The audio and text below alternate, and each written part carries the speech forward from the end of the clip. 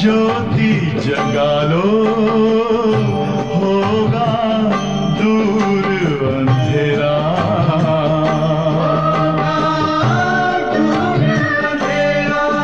ओम शांति, ओम शांति, ओम शांति।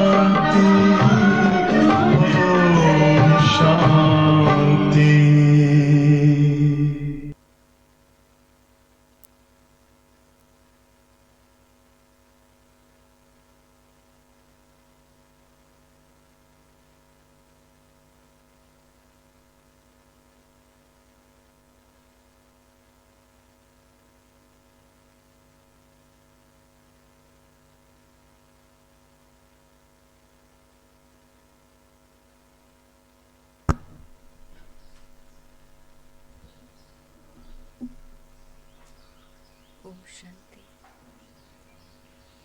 आज बाबा की 23 फरवरी की मुरली है।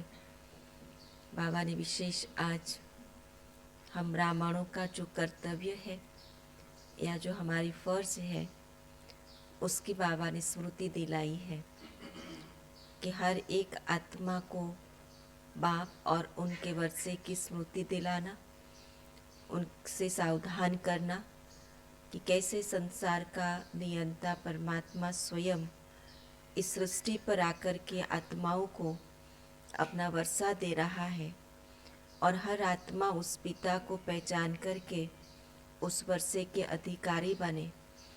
तो वो जो सावधानियां हैं या वो जो खबरदारी है, वो जो संदेश है, वो सारे संसार की आत्माओं को हमें देना है। और बाबा ने कहा कि जो संसार कल्याण उसी में ही है कि कैसे हम आत्मा का परिचय और परमात्मा का परिचय आत्माओं को देते हैं तो स्वयं के साथ उन आत्माओं का कल्याण हो जाता है जो आत्माएं 2500 साल से मुक्ति और जीवन मुक्ति की चाहना रखने वाली है, शांति की चाहना रखने वाली है। सुख चाहिए उन जिन आत्माओं को, उन आत्माओं को बाबा ने कहा कि जब आपका परिचय प्राप्त हो जाएगा तो वो आत्माएं अपने अनेक जन्मों की जो चाहना है वो पूरी कर सकती है।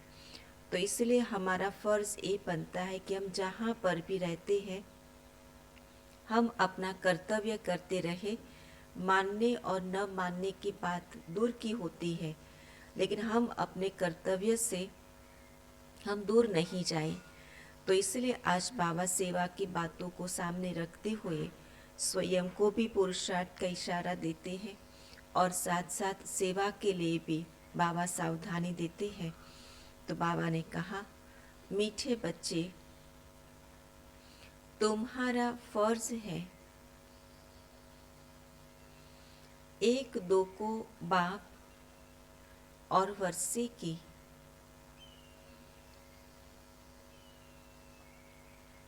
याद दिलाकर सावधान करना।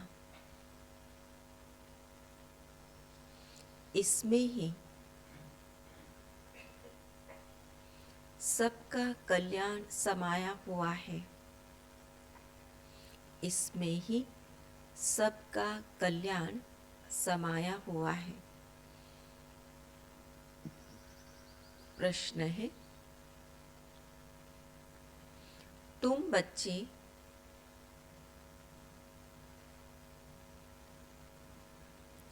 किस एक गुह्य राज को समझते हो?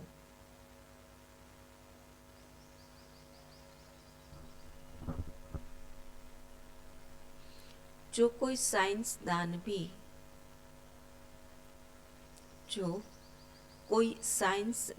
भी नहीं समझ सकते।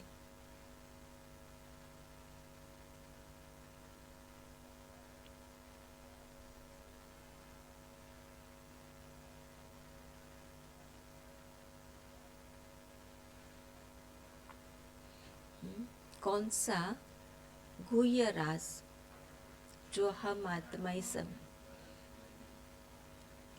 एक छोटी सी बिंदी सी आत्मा में 84 जन्मों का पाठ नूंदा हुआ है ये कोई भी साइंसदान नहीं समझ सकते हैं।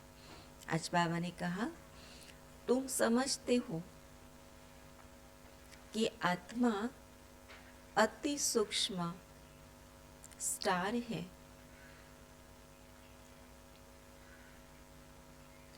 उसमें ही सब संस्कार भरे हुए हैं, उसमें ही सब संस्कार भरे हुए हैं। वही शरीर द्वारा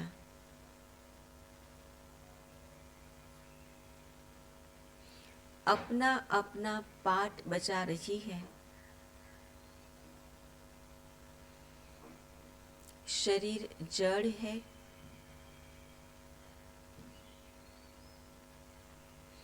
आत्मा चैतन्य है। ऐसे ही फिर परमात्मा भी स्टार है।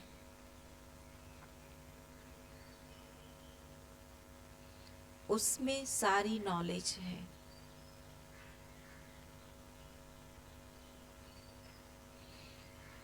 वह मनुष्य सृष्टि का बीज रूप है, सत्य है, चैतन्य है। वह कोई हजारों सूर्यों से तेजोमय नहीं है।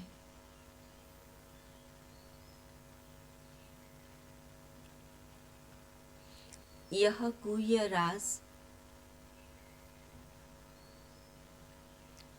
तुम बच्चे समझते हो।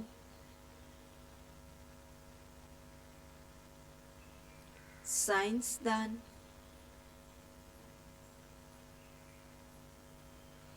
इन बातों को नहीं समझ सकते। साइंसदान इन बातों को नहीं समझ सकते। तुम्हें सबको आत्मा और परमात्मा की, तुम्हें सबको आत्मा और परमात्मा की पहचान पहले पहले देनी है।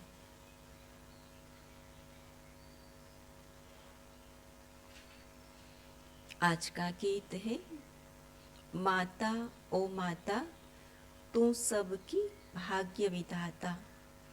ओम शांति।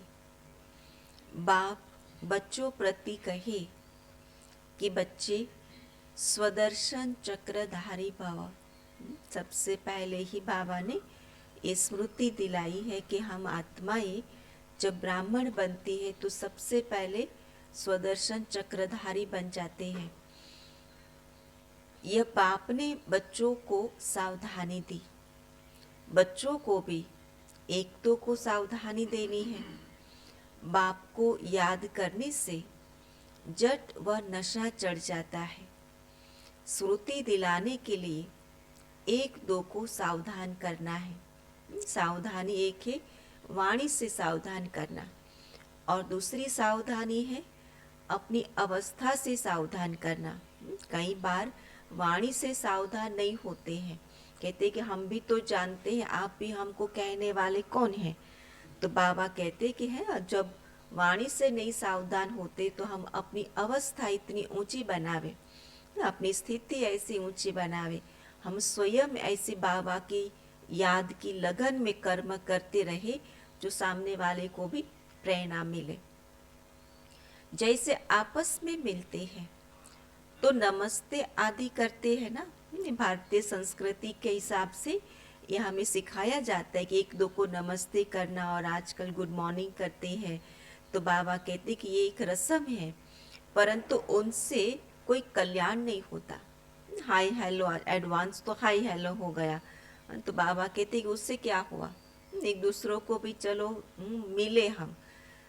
कल्याण तब होगा जब तुम बच्चे एक दो को सावधानी देंगे। कौन सी सावधानी? हमने हेलो किया, हमने गुड मॉर्निंग किया, लेकिन उस गुड मॉर्निंग करने का तरीका क्या था, उसके पीछे क्या हमारी स्थिति क्या थी, कौन सी स्मृति से हमने गुड मॉर्निंग किया, तो वो है सावधानी। आम लोग भी तो गुड मॉर्निंग करते हैं, आम लोग भी हाय हेलो करते हैं, और हम करें ओम शांति करें, लेकिन बाबा ने कहा जब एक दो को ब्राह्मण मिलते हैं तो पहले ओम शांति बोलते हैं, और जब ओम शांति बोलते हैं तो एक है कि रीति रिवाज अनुसार बोलना, और दूसरा होता है उस स्थिति में, उस स्वधर्म में स्थित होकर के बोलना, तो दोनों में बहुत फर्क पड़ जाता है। तो वो जो स्थिति में स्थित होकर के ओम शांति बोलते, वो क्या हो गई, सामने वाले को सावधानी देना हो गया। तो इसलिए हमें अटेंशन ये रखना है अपनी स्थिति के ऊपर। स्वदर्शन चक्रधारी अक्षर में सब कुछ आ जाता है, बाप का परिचय, मर्तबे का परिचय और चक्र का भी परिचय आ गया। तो एक दो को सावधानी देना वो पहला फर्ज है। हम ब्राह्मणों का पहला फर्ज क्या है, एक दो को सावधान करना, अपने स्वधर्म की स्मृति दिलाना, अपने पिता की स्मृति दिलाना, अपने 84 जन्मों के चक्र की स्मृति दिलाना। तो याद कराने से खबरदार हो जाएंगे। घड़ी घड़ी एक दो को सावधान करना है, बाप और वर्षे को याद करते रहो। स्वदर्शन चक्रधारी हो, अपने को अशरीरी समझ अशरीरी बाप को याद करते रहो। याद अर्थात योग, योग से ही तुम्हारी निरोगी काया बनती है। यह अभी का पुरुषार्थ है। निरोगी काया सतयुग में तो होंगे ही होंगे, लेकिन वो निरोगी काया वहाँ भी तब मिलेगी जब हम संगम पर हमने पुरुषार्थ किया। और बाबा कहते जितना याद में रहेंगे उतना उतना निरोगी बनेंगे। अंत में जब एकदम कर्मातीत अवस्था हो जाएगी तब निरोगी बनेंगे। अभी तो पुरुषार्थी है। अभी बाप बैठ बच्चों को समझाते हैं, क्योंकि जानते हैं कि सभी बेसमझ है। क्यों समझाते? बाबा हमेशा कहते हैं कि समझाया उसे जाता है जो बेसमझ होता है। तो हम बच्चों को भी बाबा इसलिए समझाते कि क्योंकि हम भी तो बेसमझ थे। जब देवताओं आदि की पूजा करती है, उन्हों के ऑक्यूपेशन का कोई को पता नहीं है, तो तुमको समझाना है। हम सब की बायोग्राफी बता सकते हैं। पहले तो मुख्य परमपिता परमात्मा को जानना है। पहला स्टेप तो यही है, जानने का। फिर बाद में मानने का होता है, और मानने के बाद वो जो कहे उस पर चलना होता है। तो उसमें भी बहुत मनुष्य मूंझते हैं, कहते परमात्मा का कोई नाम रूप नहीं है। तो पहले पहले मुख्य बात है आत्मा और परमात्मा का भेद और ज्ञान बताना। यह तो जानते हैं कि सब आत्मा है। पुण्य आत्मा, पाप आत्मा कहा जाता है। पाप परमात्मा नहीं कहेंगे। कभी सुना? पाप परमात्मा। आत्माएं अपने कर्मों के अनुसार पाप आत्मा और पुण्य आत्मा बनती है, लेकिन परमात्मा के हिसाब से किसी ने नहीं कहा कि परमात्मा वो पाप आत्मा हो गई। तो पतित दुनिया है ना, परमात्मा तो पतित नहीं होता। इसलिए मनुष्य को पहले पहले आत्मा को जानना है, क्योंकि आत्मा का ज्ञान कोई भी मनुष्य में नहीं है। शास्त्र सुनते हैं, गीता पढ़ते हैं, आत्मा की बातें भी सुनते, लेकिन यथार्थ आत्मा का ज्ञान किसी के पास नहीं है। आत्मा ही सुनती है, आत्माएं खाती पीती सब कुछ करती है इन ऑर्गन्स द्वारा। ये कहते हैं ना, खाता तो अपना मुख है, सुनता तो अपने कान है, तो आत्मा की बात कहाँ से आई? तो फिर बाबा ने स्पष्ट किया कि करने वाली, मतलब बोलने वाली, सुनने वाली, खाने पीने वाली वो आत्मा है, लेकिन ये केवल उनका माध्यम है। उनके ऑर्गन से, जिसके आधार से वो उसका सुख भुगतती है। आत्मा का रूप क्या है? कहते चमकता है भ्रुकुटी के बीच में अजब सितारा। तो आत्मा का रूप समझाना पड़े ना। आत्मा का रूप को इतना बड़ा तो नहीं है। आत्मा अति सूक्ष्म है। आत्मा का रूप है जीरो अथवा बुरी, बिंदी भी कहते हैं। अब इस पर भी विचार करना चाहिए कि आत्मा कितनी सूक्ष्म है। मनुष्य पूछते हैं आत्मा शरीर से कैसे निकलती है।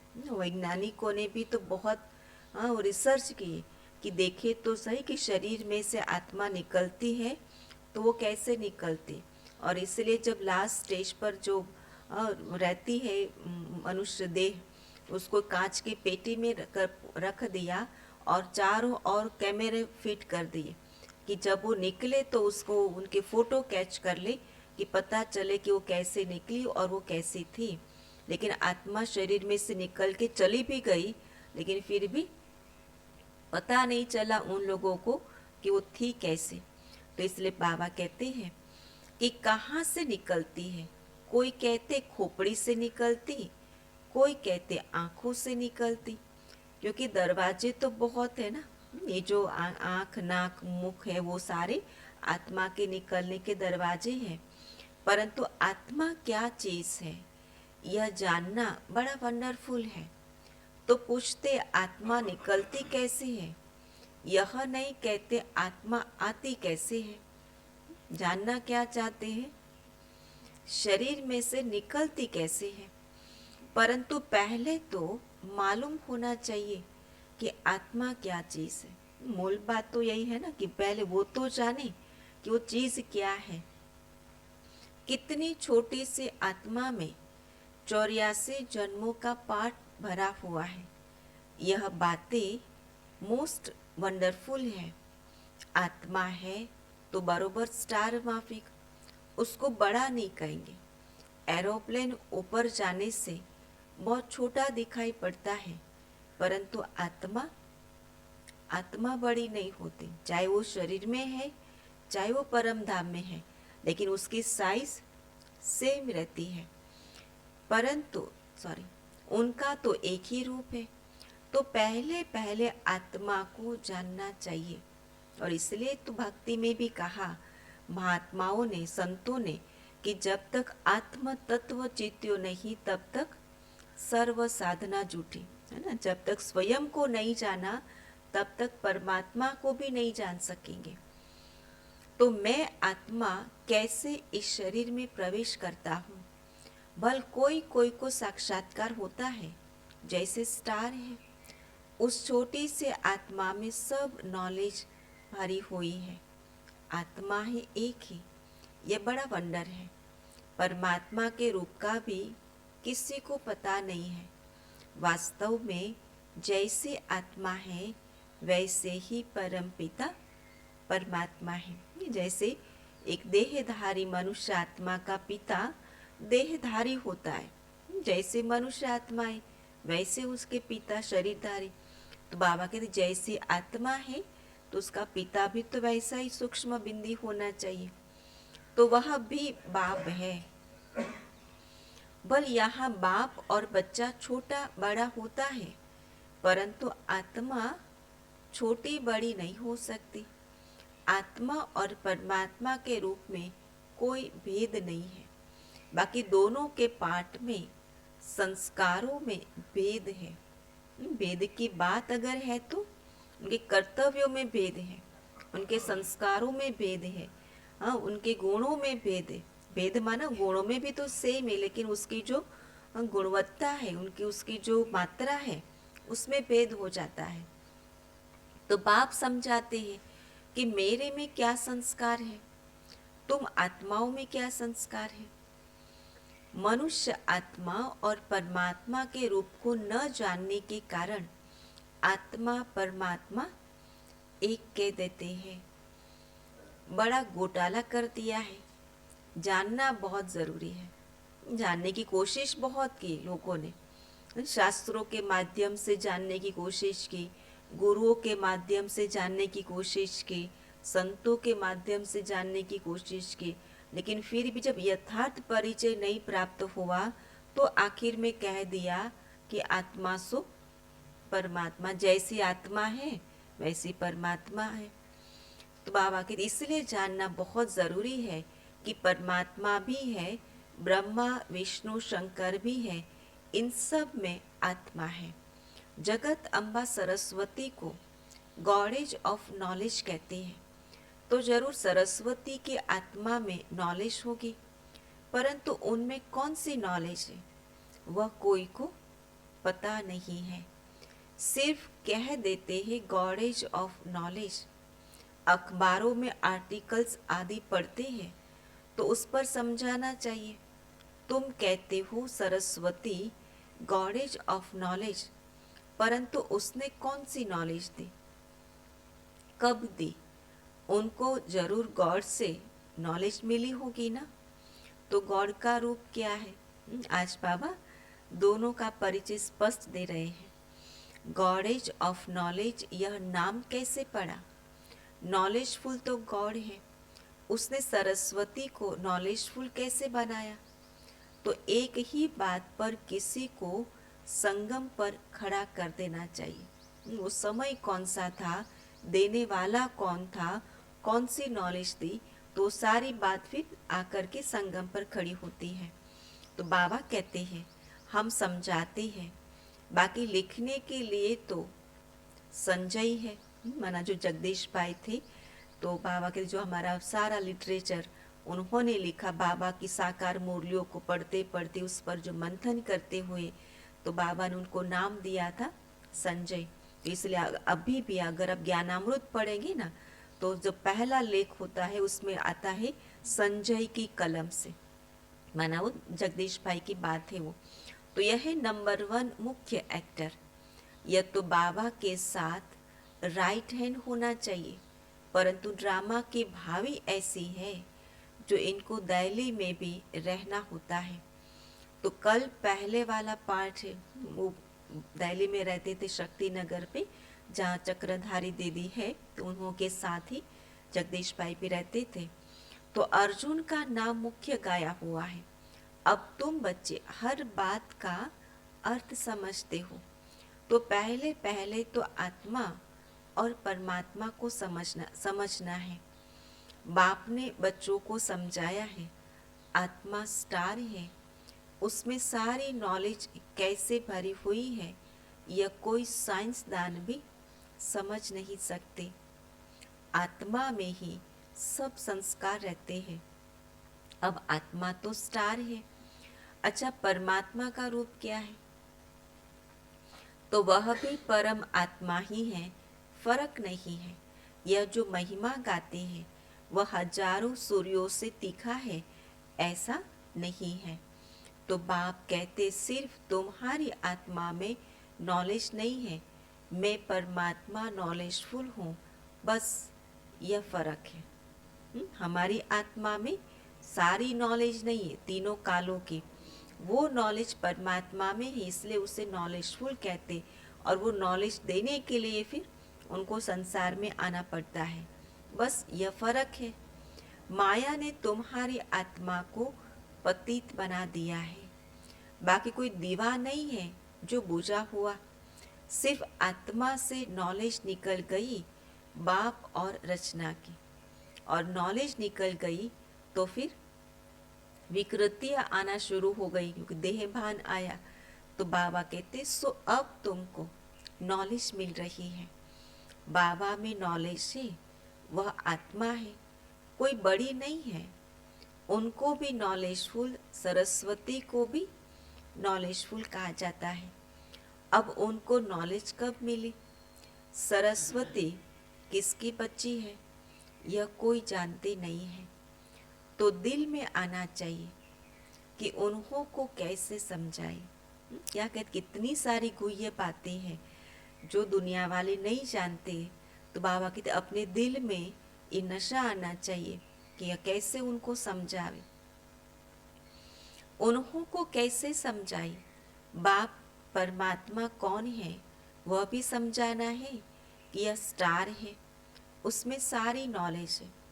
तो गॉड फादर मनुष्य सृष्टि का बीज रूप है, सबका बेहद का बाप है, वह सत्य है, चैतन्य है, उसमें सच्ची नॉलेज है। उनको दूध ट्रुथ भी कहते हैं, और कोई में सच्ची नॉलेज है नहीं। तो रचयिता एक बाप है, तो सारी रचना की नॉलेज भी उनमें ही है। जाड़ का बीज रूप है ना, आत्मा तो चैतन्य है और शरीर जड़ है। जब आत्मा आती है तब यह चैतन्य होता है। तो बाप समझाते हैं, मैं भी वही हूँ। आत्मा छोटी बड़ी तो हो नहीं सकती। शरीर में प्रवेश करती है तो शरीर साइज में छोटा बड़ा हो सकता है, मना होता रहता है, लेकिन आत्मा की साइज में कोई फर्क नहीं पड़ता। आत्मा छोटी बड़ी हो नहीं सकती।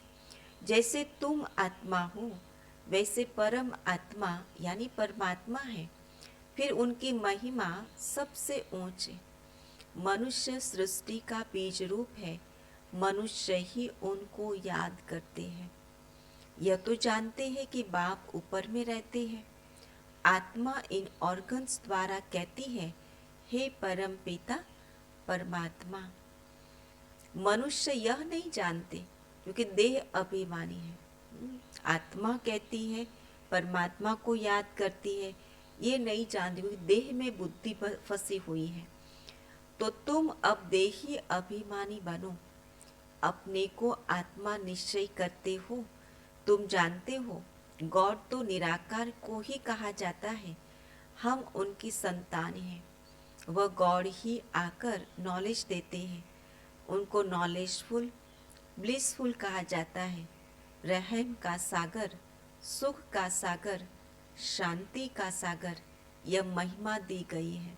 ये जो सागर के साथ महिमा की गई वो परमात्मा की, क्योंकि वो परमात्मा शरीर के बंधन में नहीं आता और इसलिए उसकी सारी गुण और शक्तियों की महिमा सागर से की गई, क्योंकि सागर अनंत होता है, सागर अमाप्य होता है। तो बाबा कहते तो जरूर बाप से बच्चों को वर्षा मिलता है। उन्होंने कोई रस्म कोई समय आकर वर्षा दिया है, तब महिमा गाई जाती है। देवताओं की महिमा अलग है और बाप की महिमा अलग है। सब आत्माओं का वह बाप है। क्रिएटर होने के कारण उनको बीज रूप कहा जाता है। तो पहले पहले बाप का परिचय देना है। शास्त्रों में दिखाते कि अंगूठे मिसल है, हम कहते वह ज्योति बिंदु है, चित्र भी बनाया है, परंतु इतना बड़ा तो वह है नहीं, वह तो अति सूक्ष्म है। तो क्या समझाए? तुमको कहेंगे कि चित्र में इतना बड़ा रूप क्यों दिखाया है, तो बोलो नहीं तो क्या रखे। अगर बिंदी भी रखे, पॉइंट रख दे, तो समझ में थोड़ी आएगा कि वो पॉइंट किसका है। तो वह तो एक बिंदी है, फिर उनकी पूजा कैसे करेंगे? बिंदी के ऊपर आपकी जो भावनाएं हैं, श्रद्धाएं हैं, तो वो कैसे अर्जित करेंगे? तो उन पर दूध कैसे चढ़ाएंगे? पूजा के लिए यह रूप बनाया हुआ है। बाकी ये समझते हैं कि वह है परम पिता, परम आत्मा, परम धाम में रहने वाले। वह परम धाम है हमारा स्वीट होम। निराकारी दुनिया, मूल वतन, सूक्ष्म वतन, फिर स्थूल वतन। आत्माओं का स्थान है परम धाम। तो बाबा कहते इतना, जिसको स्वीट होम कहते हैं। कई घरों के ऊपर भी लिखा हुआ होता है स्वीट होम, स्वीट है ना। घर में आते हैं तब आत्मा को रिलैक्सेशन मिलता है, शांति मिलती है। तो बाबा कहते हैं कि आत्मा को भी जब कब मिलता है, स्थूल घर में तो स्थूल शरीर को रिलैक्सेशन मिलता है, लेकिन आत्मा को अपने घर में शांति मिलती, तो इसलिए स्वीट शांति, सुखमय शांति होती है। तो बाप निराकारी दुनिया में रहते हैं। आत्मा कहती है हम निर्वाण धाम में जावे, जहाँ यह ऑर्गन्स न हो। आत्मा ही आकर शरीर धारण करती है। अब यह कैसे समझाए कि आत्मा कहाँ से जाती है? यह तो जानते कि पिंड में आत्मा प्रवेश होने से चैतन्य बन जाती है। चीज कितनी सूक्ष्म है, उसी में सारे संस्कार भरे हुए हैं। फिर एक एक जन्म के संस्कार प्रकट होते जाएंगे। इसलिए कई बार नहीं, कई बच्चे छोटे उम्र में ही वो देखने को मिलता है कि बच्चों ने इस जन्म में कोई ऐसा वातावरण नहीं दिया, कोई ऐसी ट्रेनिंग नहीं दी, लेकिन फिर भी अपने आप में अपने कोई न कोई विशेषता में वो माहिर दिखते हैं। कोई बहुत अच्छा गीत गा लेते, कोई बहुत अच्छा डांस कर लेते, कोई बहुत अच्छा वो स्क्रिप्ट लिख लेते। तो बाबा कहते फिर अब अलग अलग जन्म के संस्कार फिर प्रकट होना शुरू हो जाता है। तो बाप समझाते हैं कि हर एक बात को अच्छी रीति समझना है। सरस्वती के बात पर भी समझा सकते हैं, वह किसकी बच्ची है। इस समय तुमको तो गॉडेज कह न सके, सरस्वती है ब्रह्मा की बेटी, तो जरूर वह भी गॉडेज ऑफ नॉलेज ठहरा। ब्रह्मा के मुख कमल से दिखाते हैं ज्ञान दिया, तो ब्रह्मा का भी नाम है ना। इस समय तुम हो ब्राह्मण। भल आत्मा प्योर होती जाती है, परंतु शरीर तो प्योर नहीं हो सकता। और हम बाबा ने हम बच्चों को कितना उच्च पवित्र ब्राह्मण बना दिया। कल हमको एक स्थान पे प्रोग्राम में जाना हुआ था, बहुत बड़ा उन लोगों ने वो प्रोग्राम रखा था। वो एक ब्राह्मण परिवार था, और ब्राह्मण परिवार में जनोई का एक प्रसंग होता है कि बच्चों को वो जनोई पहनाते। तो और जनोई पहनाने के बाद भी वो कहते ये पक्का अभी ब्राह्मण बन गया। तो ग्रान भगवती में बड़ी होटल में उन लोगों ने बड़ा 2 दिन से प्रोग्राम चल रहा था जनोई का। तो कितना खर्चा, कहती ये हमारा बच्चा ब्राह्मण बना अभी।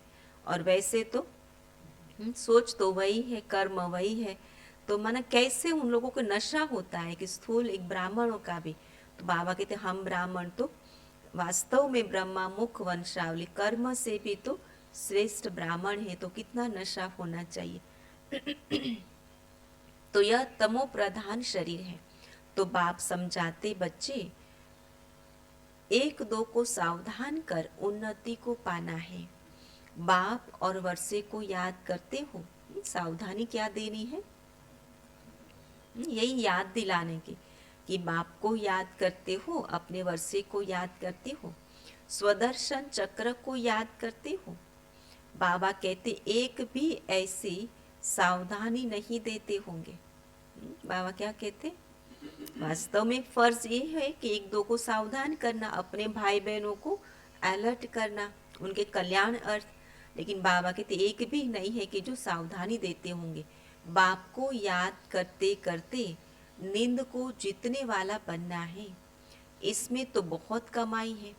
कमाई में कभी थकावट नहीं होती है, परंतु स्थूल काम भी करने पड़ते हैं, इसलिए थकावट भी होती है। बाप समझाते हैं, रात को भी जागकर बाबा से बातें करते ज्ञान सागर में डुबकी लगानी होती है। क्या करो, सवेरे को जागकर माना रात को माना अमृत वेले उठ करके बाबा से बातें करो, और बात करते करते करते उस बाबा के प्यार के सागर में डूब जाओ। जैसे एक जानवर होता है पानी में डुबकी लगाता है, तो ऐसे डुबकी मारने से, विचार सागर मंथन करने से देखते हैं कि बहुत पॉइंट्स आती हैं और उसको इतना सुख मिलता है, पानी में पड़ा ही रहता है। तो बाहर निकलने का वो नाम नहीं, जब उसका मालिक आएगा तब बाहर निकालेगा। तो बाबा कहते कि हम भी किस में डूबे रहे, बाबा के प्यार के सागर में मंथन करते करते ऐसे डूब जावे जो बाहर की दुनिया हमें आकर्षित न करे। कहाँ कहाँ से निकल आती है। तो इसको कहा जाता है रात रात को जागकर ज्ञान का विचार सागर मंथन करना। मनुष्य बिल्कुल ही नहीं जानते हैं, उन्हों को समझाना है। बाप ज्ञान का सागर है, उनसे वर्षा मिलना है। जो आदि सनातन देवी देवता धर्म वाले सतयुग में थे, उन्हों को जरूर वर्षा मिलना होगा। अब सारी राजधानी को वर्षा कैसे मिला? कलयुग से सतयुग होने में देरी तो नहीं लगती, रात पूरी हो दिन होता है।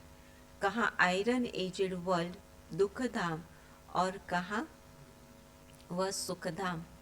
तो ब्रह्मा का दिन और ब्रह्मा की रात कितना फर्क है। अभी गॉड फादर से तुमको नॉलेज मिल रही है। सरस्वती क्या करती थी किसी को भी पता नहीं, बस गॉडेज ऑफ नॉलेज सरस्वती का चित्र मिला और खुश हो गई। तो उन्हों को सावधान करना पड़ता है किसमें, उनकी बायोग्राफी को समझाने की, वो है कौन, परमात्मा का परिचय देना पड़े। फिर ब्रह्मा विष्णु शंकर का भी परिचय देना है। तो बाप ने आकर यह नॉलेज दे नर से नारायण बनाया है। बड़ा युक्ति से हर एक का ऑक्यूपेशन बताना है। सरस्वती भी ब्रह्मा मुख वंशावली है, तो जरूर परम पिता परमात्मा आया, उसने ब्रह्मा मुख द्वारा मुख वंशावली रची। तो पहले पहले नॉलेज किसको दी? कहते कलश सरस्वती को दिया, बीच से ब्रह्मा को गुम कर दिया। ये किसी को पता नहीं कि ब्रह्मा तन में आकर माताओं को कलश दिया है। तो जरूर ब्रह्मा भी सुनते होंगे ना। ब्रह्मा के हाथ में शास्त्र भी दिखाते हैं, ब्रह्मा की मत मशहूर है। तो वह भी सभी वेदों शास्त्रों के सार की मत देता होगा। ब्रह्मा द्वारा शिव बाबा समझाते, सारा जो शास्त्रों का सार है वो ब्रह्मा मुख से स्वयं शिव बाबा आकर के सुनाते। और इसलिए भक्ति मार्ग में ब्रह्मा को हाथ में शास्त्र दिखा दिए। तो ब्रह्मा कहाँ से आया, यह रथ कहाँ से निकला, कोई नहीं जानते। तो बाबा ने अभी बताया है जो तुम समझा सकते हो। अच्छा, मीठे मीठे सिकिलते बच्चों प्रति माता पिता बाप दादा का याद प्यार और गुड मॉर्निंग। रूहानी बाप के रूहानी बच्चों को नमस्ते। हम रूहानी बच्चों की रूहानी बाप दादा को याद प्यार गुड मॉर्निंग और नमस्ते। आज की धारणा क्या होगी? एक दो को सावधान करना है कि बाप और वर्षे को याद करो, उसी में ही उनका कल्याण है। स्वदर्शन चक्रधारी हो रहना है। अमृत वेले उठ बाबा को याद करना है, बाबा से मीठी मीठी बातें करनी है और उस सागर में डुबकी लगानी है, खो जाना है। देही अभिमानी बनना है। पहली पॉइंट है, रात को जागकर ज्ञान का विचार सागर मंथन करना है। रात को जागकर ज्ञान का विचार सागर मंथन करना है। ज्ञान सागर में डुबकी लगानी है। बाप को याद करते नींद को जीतने वाला बनना है। बाप को याद करते नींद को जीतने वाला बनना है। दूसरी पॉइंट, स्वदर्शन चक्र फिराते रहना है। स्वदर्शन चक्र फिराते रहना है। आपस में बाप और वर्षे की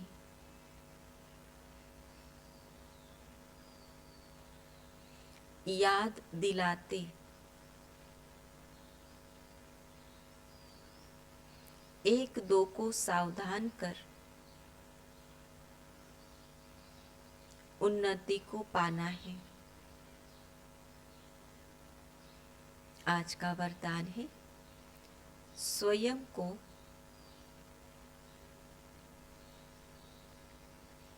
संगम युगी समझ व्यर्थ को समर्थ में परिवर्तन करने वाली, व्यर्थ को समर्थ में परिवर्तन करने वाली समर्थ आत्मा भव।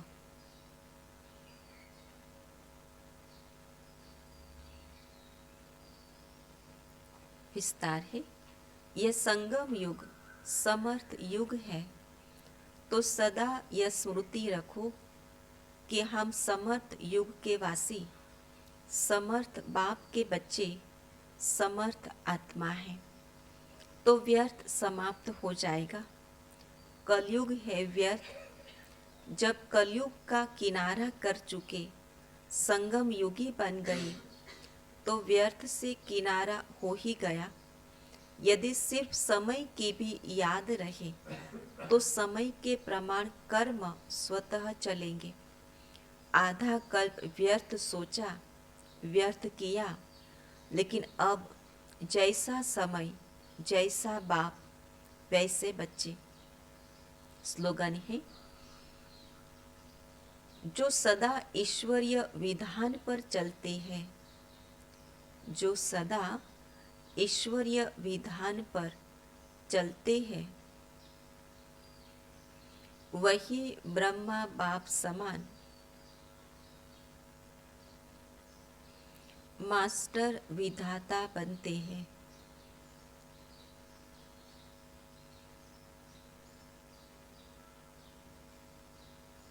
आज का स्वमान है, मैं समर्थ बाप की समर्थ आत्मा हूँ।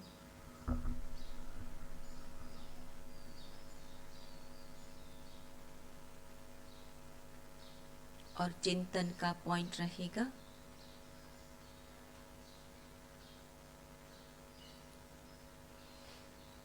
एक दो को सावधानी कैसे दे, एक दो को सावधानी कौन सी दे और कैसे दे।